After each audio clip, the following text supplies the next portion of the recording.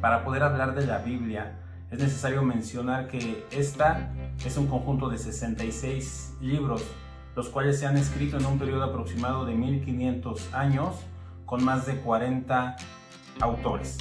La Biblia se divide en dos partes, Antiguo y Nuevo Testamento, y en ella encontramos textos de diversos géneros como lo son históricos, poéticos, de sabiduría, evangelios, epístolas y proféticos. La intención de este video es mostrar un panorama muy general de los temas que aborda la Biblia. En primer lugar, encontramos la creación del Todopoderoso. En Génesis 1:1 dice: en el principio creó Dios los cielos y la tierra. En este verso tan sencillo vemos la primer verdad absoluta. Dios es el creador de todo. La creación existe por Él y para Él, y en ella podemos apreciar su sabiduría, su poder y su naturaleza divina. Como siguiente tema, también podemos encontrar el hombre en su interacción con Dios, sabiendo que el hombre es parte de la creación. El plan de Dios siempre fue tener una relación directa con su creación, en este caso con el hombre. La intención siempre fue que hubiera una cercanía mutua y sustentar las necesidades propias de la humanidad.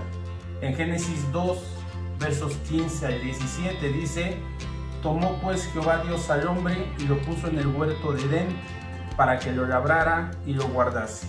Y mandó Jehová Dios al hombre diciendo: de todo árbol del huerto podrás comer, mas del árbol de la ciencia del bien y del mal no comerás, porque el día que de él comieres ciertamente morirás.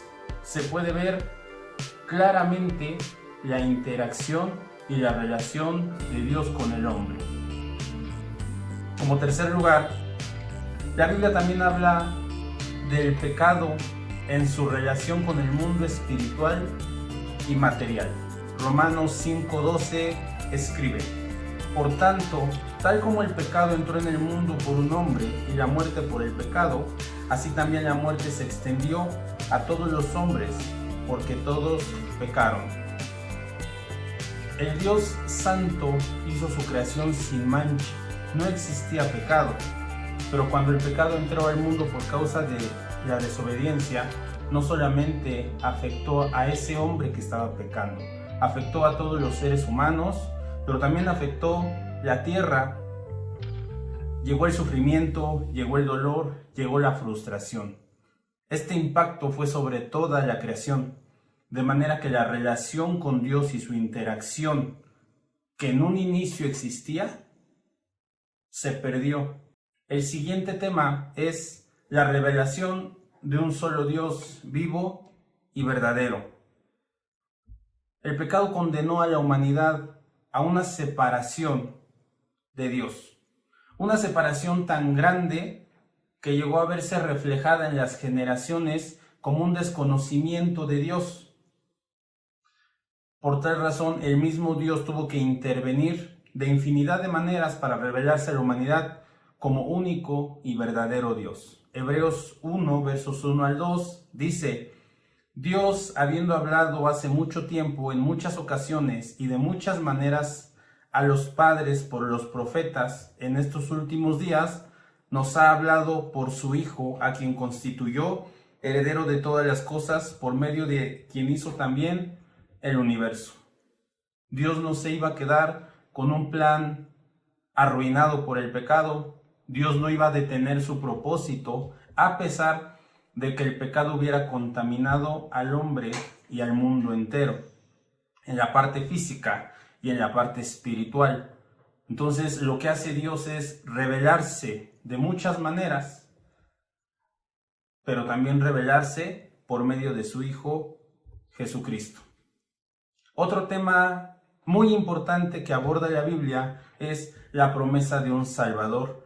El plan inicial de Dios con la humanidad no se podía quedar inconcluso. Es por eso que Dios comienza a manifestar su voluntad en la promesa de enviar a un Salvador para que este Salvador restituyera la relación que existía y la interacción con Dios.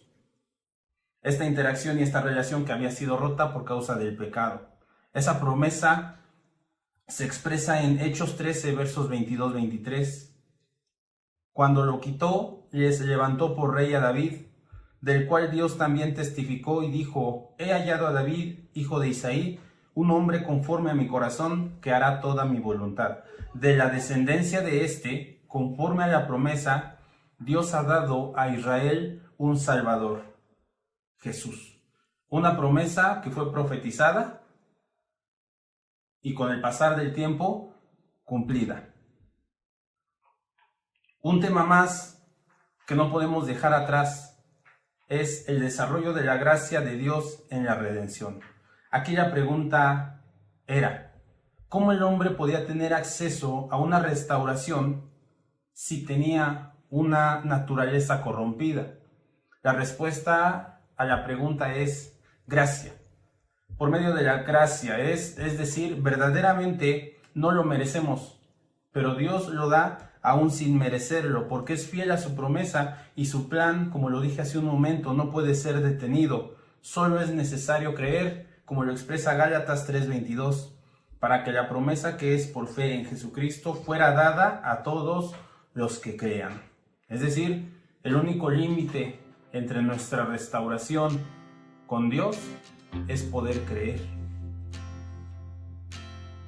Cuando nosotros estudiamos la Biblia, un referente que podemos tomar para aprender es el pueblo de Dios en sus diferentes épocas.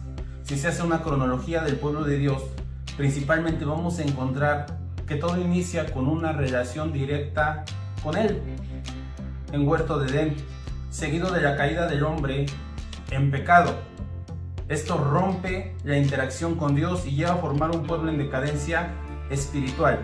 Un pueblo que tiene que ser depurado por un diluvio para posterior a eso ser esclavizados en una tierra enemiga, en este caso Egipto.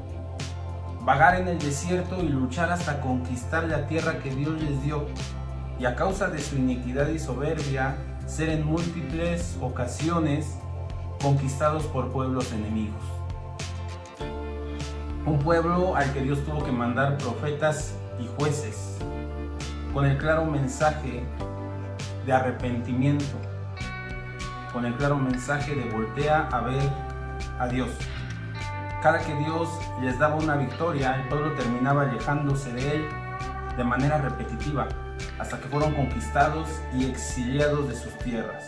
El reto se volvía cada vez más grande porque ahora debían buscar a Dios, pero bajo la autoridad de reyes paganos que les impedían hacerlo, en un territorio que no era de ellos, hasta que Dios les permitió regresar y esperar en la promesa del Mesías.